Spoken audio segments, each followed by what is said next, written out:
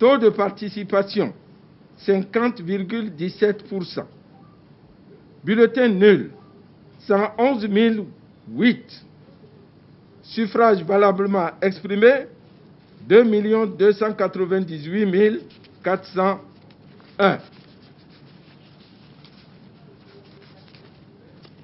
Suffrages obtenus par les duos de candidats. 1. Corentin A. Kowé et Irénée Josias Agossa.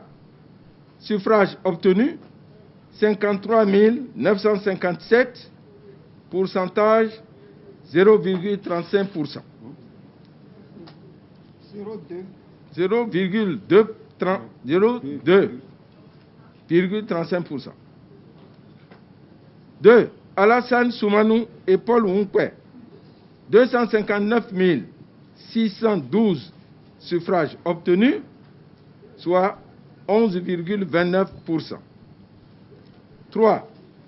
Patrice Athanase Guillaume Talon et Mariam Chabi Talata, 1 984 832 suffrages obtenus, soit 86,36%.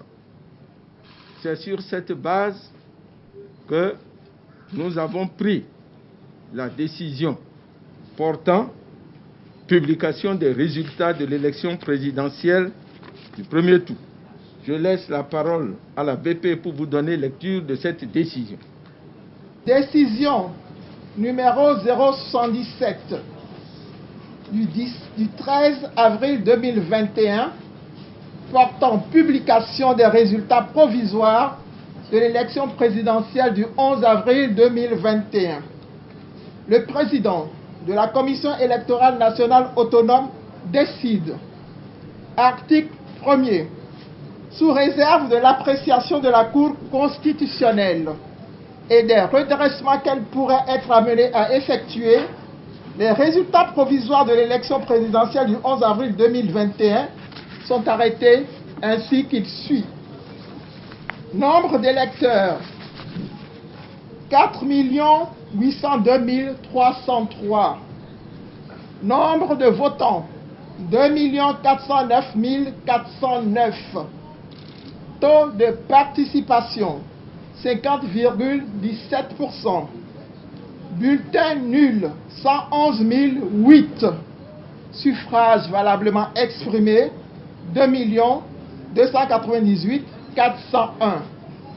Suffrages obtenus par les duos de candidats.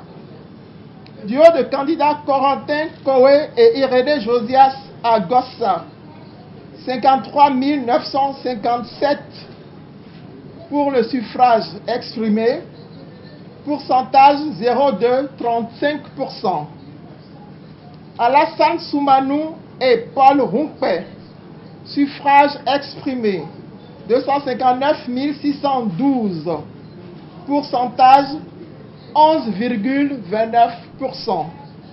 Patrice Athanase Guillaume Talon et Mariam Chabi Talata. Suffrage exprimé 1 984 832. Pourcentage 86,36%. Article 2. Les suffrages obtenus par les duos de candidats dans les différents arrondissements sont joints en annexe à la présente décision. Article 3. Le duo de candidats Patrice Athanase Guillaume Talon et Mariam Chabi Talata obtient dès le premier tour la majorité absolue des suffrages exprimés. Merci de votre attention. Je rappelle que ces résultats que nous venons de donner ne sont que des résultats provisoires. Il revient à la Cour constitutionnelle de proclamer les résultats définitifs.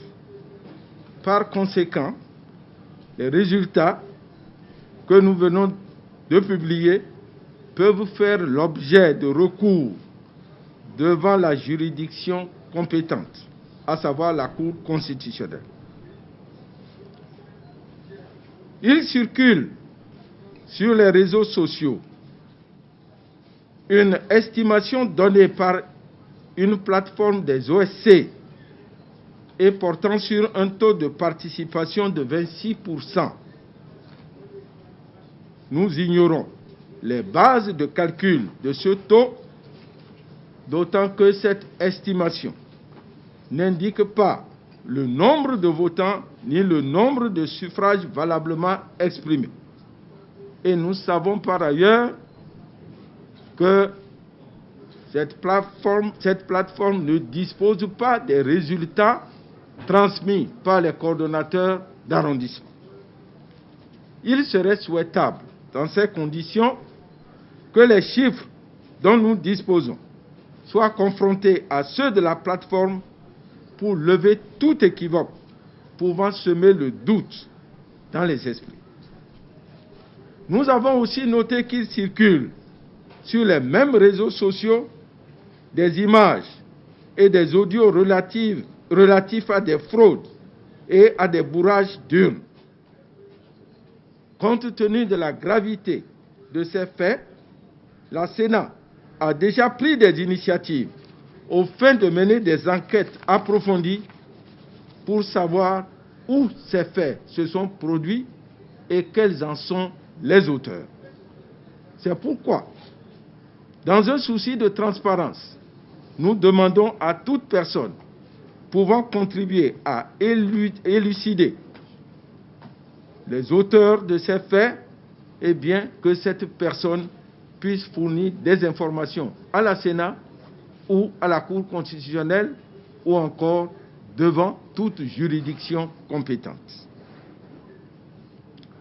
Au terme